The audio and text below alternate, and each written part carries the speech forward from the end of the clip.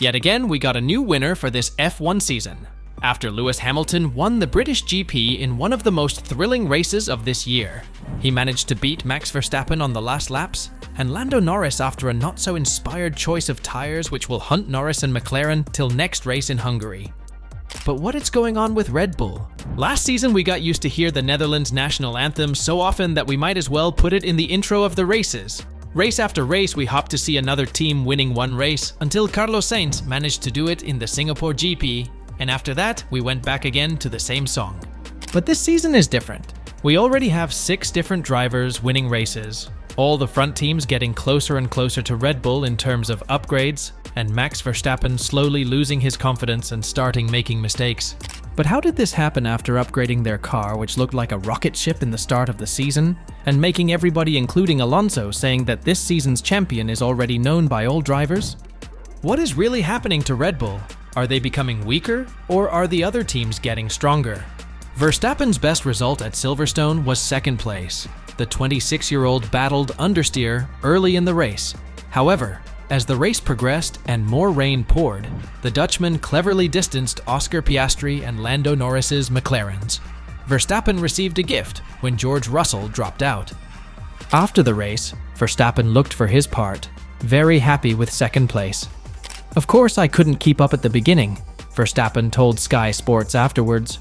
"The Mercedes were pulling away from me. And then also the McLarens came by. We were struggling a lot for pace and DEG especially, I think. So that is of course a little bit disappointing. We did make the right calls from the slicks to the inters back to slicks. And basically, that just kept me in the race. At one point, I was looking at P5 and I was like, well, it's going to be a long afternoon. We really maximized this result. And I'm happy to finish second, considering the pace that we had because it could have been also much worse," said the Dutchman. Despite the pace of Mercedes and McLaren, Verstappen has again edged ahead of Norris in the title. We just have to hang in there because obviously we have a good lead in the championship, but we have to try and go out from our own strengths, and at the moment we don't really have that, so we have a bit of work to do. Max Verstappen has refused to accept the notion that Red Bull may become lazy as it pursues declining returns on its Formula 1 car. The team has won 2 of the last 5 races, with the RB20 car design nearing its peak in the 3rd season of ground effects, leaving only minor improvements for upgrades. Red Bull had a slight floor package at Silverstone, where Verstappen would eventually finish second to Lewis Hamilton, but the RB20 did not appear to be on the pace, as widely expected. "The weekend was just a little bit hit and miss. We were trying a few bits with the car," Verstappen explained to media before the race. "If we didn't have the damage to the floor, then I would have definitely been in the fight for pole, so that is a positive, and we need to keep pushing. We need to keep bringing bits, and I know that they will come, and hopefully they will be better than the upgrades of other teams. I refuse to believe you can't find more performance, then you get lazy. I'm confident that everyone within the factory is pushing flat out to try and bring bits of performance to the car, but clearly there are a lot of smart people in other teams that are also doing the same thing." Red Bull is also hampered by the fact that aerodynamic testing allowances have been revised, allowing Mercedes in particular to gain additional research time. Naturally, it would always help to have more time, but that's how the rules are, to try and slow down the winning team, he said. "Honestly, when you are the ones chasing, you're happy it is like that, and of course when you are the ones leading, and you're being caught up during the season, it is not what you want. But that is just how the rules are written. Everyone agreed with it, and you just have to get on with it." But what exactly happened to the RB20 this weekend?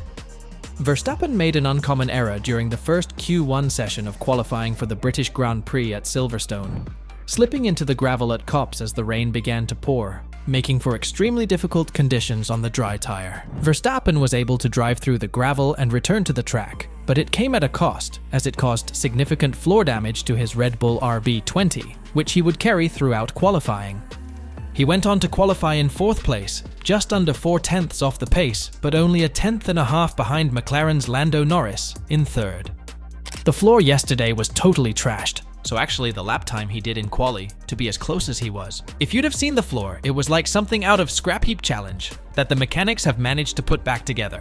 It was super impressive, and so his lap time yesterday, to only be a 10th off Lando, I thought was very encouraging. According to Red Bull senior advisor Helmut Marko, Verstappen lost about 100 points in downforce as a result of the damage, which Horner verified, albeit some of that was recovered with modifications during qualifying before a full patch on race day. However, Horner stated that the balance of Verstappen's Red Bull was also damaged in addition to the lack of downforce. "First of all, you've got to look at the amount of load," said Horner. "I mean, at one point, it was 100 points of load, and then suddenly, we managed to recover a reasonable portion of that with repairs that the mechanics were able to do in between the sessions. But of course, it's not just the load, it's how it then changes your balance." And so suddenly he got no front end. He was having to have a little. Another issue for the Red Bull team, it seems to be their second driver, Perez. The Mexican driver is on a losing streak, making Christian Horner to use every necessary move for him to deliver some points, even signing him a new contract for the next 2 years. But it seems that Perez is not affected by this, letting his team down again this weekend. Perez raised the red flags in Q1 of the British Grand Prix after losing control of his car at Copse in slippery conditions and spinning into the gravel. Because of the error, Perez qualified in 19th place, prompting Red Bull to break Parc Fermé rules and upgrade his RB20 with a new power unit. Starting from the pit lane, Perez was unable to make advances and finished in P17, extending his 7-race streak off the podium, which began after April's Chinese Grand Prix.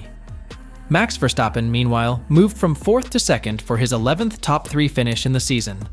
Perez's failure to collect points sparked further speculation over the driver's future, with Red Bull not ruling out a mid-season seat switch between Perez and Daniel Ricciardo.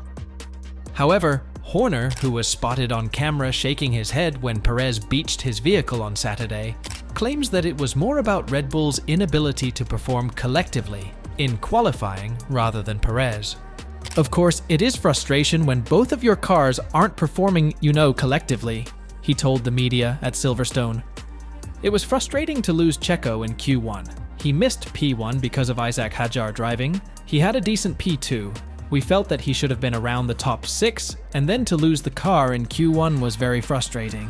That's where we're at. Red Bull is still first on the Constructor Championship, leading Ferrari with 71 points. But this lead is not that big, and the other teams are catching them rapidly with new and strong upgrades. The team right now is not in its best shape, losing Newey form next year, and after all the Christian Horner drama, it seems that they have lost their way for the moment. But should we get used with this form of Red Bull? Or is just a matter of time until Max and his team will fly again on the lead, leaving everybody behind? Write in the comments if you think that we will see again the so much dominant Red Bull, or if you believe that this is the end for their championship winning